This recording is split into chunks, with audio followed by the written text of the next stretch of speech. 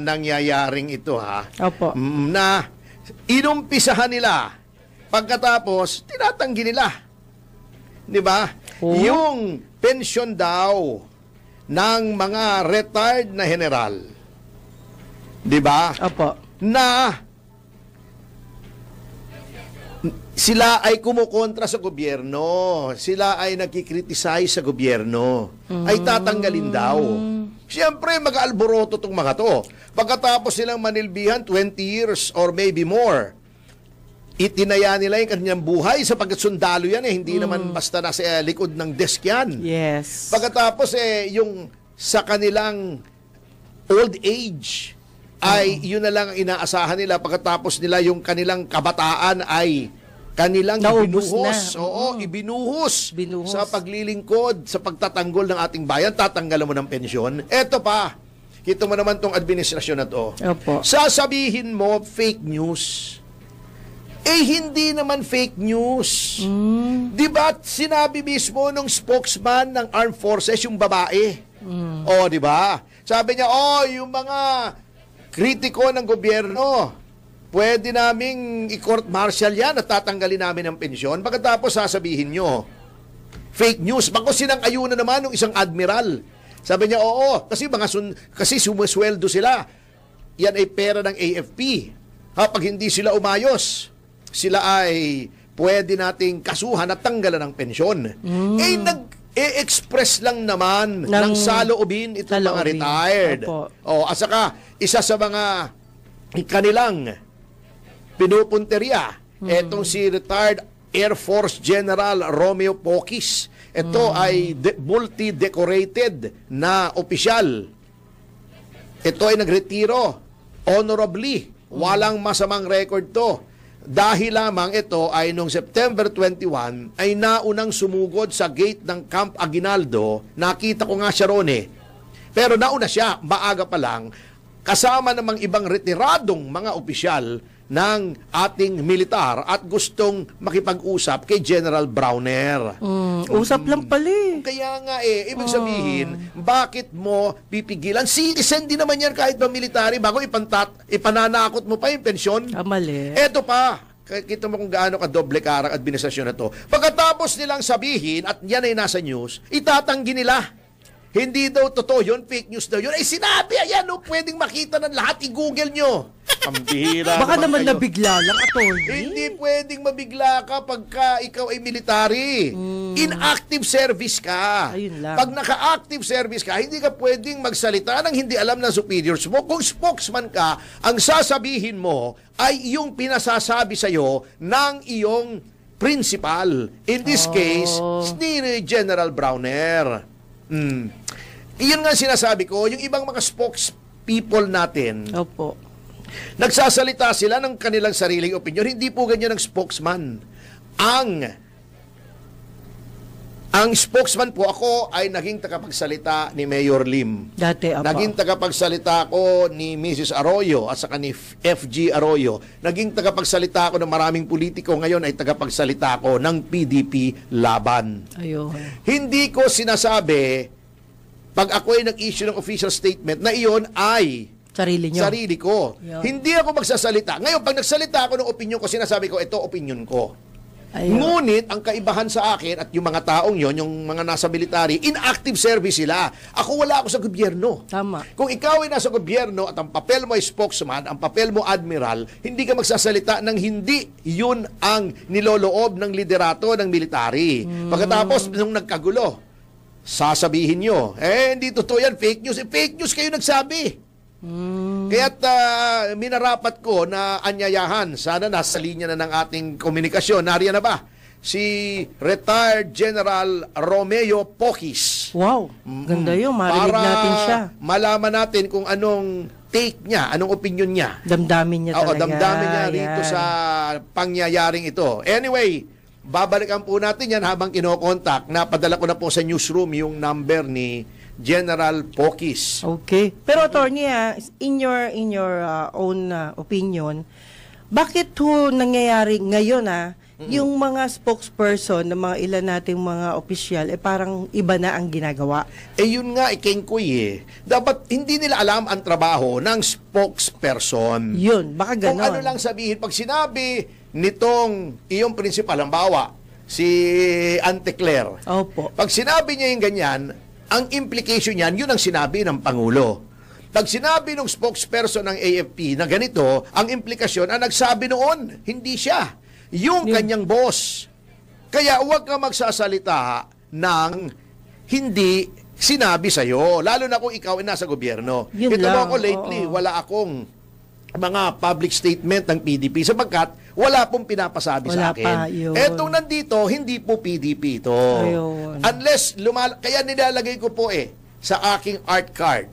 Pagka nag-release ako sa media, official statement, Opo. PDP. Bago may seal ng PDP. Ayun. Bago nakalagay sa ilalim, Ferdinand Estopacio, PDP Deputy Spokesman.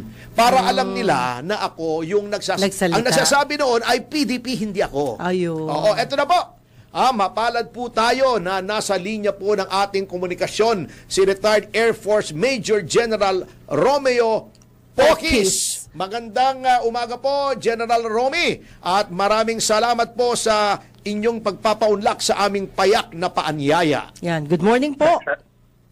Magandang umaga, Attorney Ferdy at Juvie. Magandang umaga sa inyo. Yes. Sa lahat ng nanonood, nakikinig sa inyong programa. Ayan kita nyo naman, retirado na, matikas Ganda pa, ng boses pa lang. Oo, Ulam na. Pwedeng announcer yan. Oo naman. Yan. Anyway, General, pinag-uusapan nga po namin before you went on the line, yung duplicity nitong administrasyon na pagkatapos nilang manakot through the official spokesperson ng AFP na sinigundahan pa ng isang admiral na tatanggalin yung pensyon ng mga retired officials ng military na kritikal sa pamahalaan ay biglang nag-about face. Wala naman sa parade ground, biglang about face. At sinabi fake news daw. Ano po bang masasabi nyo rito, General Poquis? Yun naman, itong spokesperson ng Armed Forces, nagsasalita sila kung sasalita dyan. Hindi na ina-analyze masyadong. So, threat yun Threat yun kami. Definitely implied threat yun. It was not it was a non-too-subtle threat. Tama po yun. At klarong-klaro naman doon sa public press conference na gano'n nga nangyari. Tapos noon, sinasabi nilang, dapat daw Binawi. Gano'n. Nag-about face sila. About face. General, alam kong malawak ang network nyo among the retired military officials, lalong-lalo na yung mga flag officers. Ano po ang common sentiment o general sentiment ng ating mga retiradong mga opisyal dito sa ginagawa ng ating armed forces ngayon? Ang una sa lahat, hindi lamang itong sa armed forces, ginagawa ng armed forces, kundi itong nangyayaring massive corruption dito sa ating bansa. Opo. Kami mga retirado, mga opisyal man, o mga ordinaryong sundalo, awal, ay iisa ang damdamin namin. Talagang masama ito nangyayari ito sa ating bayan. Definitely po. Marami man kaming mga iba itong alliance namin, mga associations, mga organizations, pero pare-pareho damdamin. Ito ay pinapahiwatig namin kasi hindi lang naman kami ang pitamdamin ng gano'n. Yung buong bayan, yung mga taong bayan na mismo, nagsasabi, nagalit. Kaya ito yung aming, ipinapahiwatig din sa mga kasama natin sa movement namin. General, napabalita na noong September 21 at nakita nga tayo roon sa may gate ng Camp Aguinaldo. Ngunit napabalita po na maaga daw po kayong pumunta roon together with other retired generals at you requested to see the Chief of Staff, si General Romeo Browner, yung inyong katukayo. At obvious naman na hindi po kayo napagbigyan. Tama po ba ito? Ganito, hindi napagbigyan. Nakipag-meeting kami kay General Bronner noong September 20. Opo. Okay? Kasi maraming kumakalat na mga, kasama sa fake news yan disinformation, misinformation. Opo, ayun, buti na klaro natin. Fake news, Itong UPI. Tapos, pumunta kami doon para i-clarify. Pakilala sa kanila ano yung movement na ito ng People's Initiative. Kasi Opo. by non-political, non-partisan, non-violent, sa Opo. rule of law based ng no. So, yun nga, pinakilala namin. Tapos, andun lahat ng mga battle staff, lahat ng joint staff, andun, mga generals. Opo. Kasama na meeting na yon. Opo. So, klaro naman. Of course, alam naman natin ang position ng armed forces yan ay yung mandate nila based on the Constitution is to protect the people and the Opo. state. Yun ang protect of the people. Yun yun. Opo. So, sabi nila doon, sabi ni General Bonner na nung ipinapahiwatig namin yung common sentiment, hindi lang ng mga mamamayan, kundi mga ordinaryong sundalo mismo. Sinasabi naman niya na hindi sila kipi, hindi sila bingi, hindi sila bulat. So, kung nararamdaman ng taong bayan, nararamdaman din. Yun lang.